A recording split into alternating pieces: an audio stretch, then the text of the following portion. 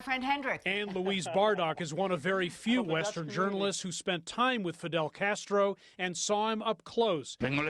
She refers to Castro in the present tense, although it's been years since they last met. He's a news junkie, he's an information junkie, he's always vacuuming in information. He's a good conversationalist, he's a good listener. A lot of people think he's just a talker. Bardach was a reporter for Vanity Fair magazine when she was sent to Havana to try to interview Fidel Castro. No easy task.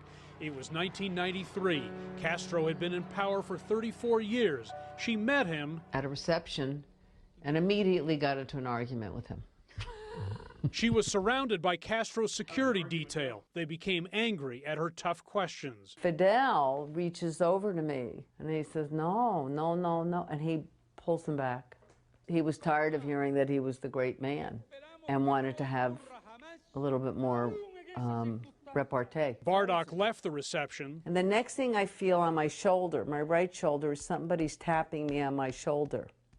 It was Fidel Castro. He had walked away from the fawning crowd, followed me down to the other end of the hall, and then he said to me, "Ven conmigo." Come with me. What followed was a rare 3-hour interview with a Cuban leader. Step into her office today, and you'll see a photo of that unforgettable encounter. This is him pushing me against a wall. You think I was getting a little weird there?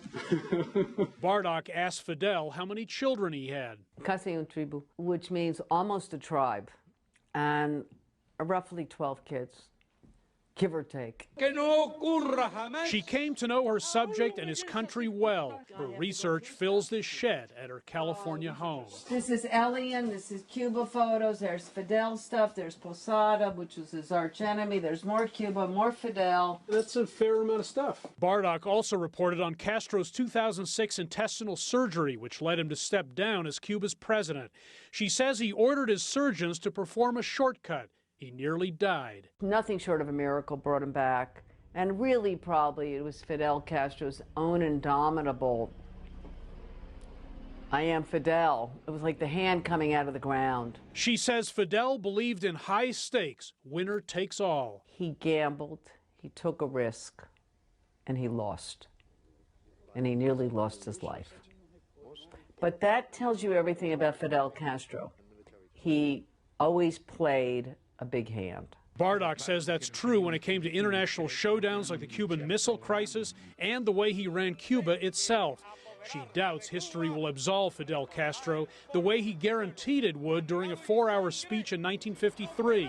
But she says Cuban pride is a part of his legacy. Cuba's great. We're important.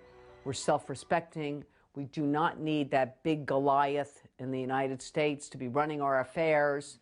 How dare they? We are a proud and fantastic and brilliant people. A leader who loved the limelight and put himself and Cuba on the world stage. It's a piece of history that Louise Bardach watched up close through her very unique window. Hendrik, Sybrandy, Carpinteria, California.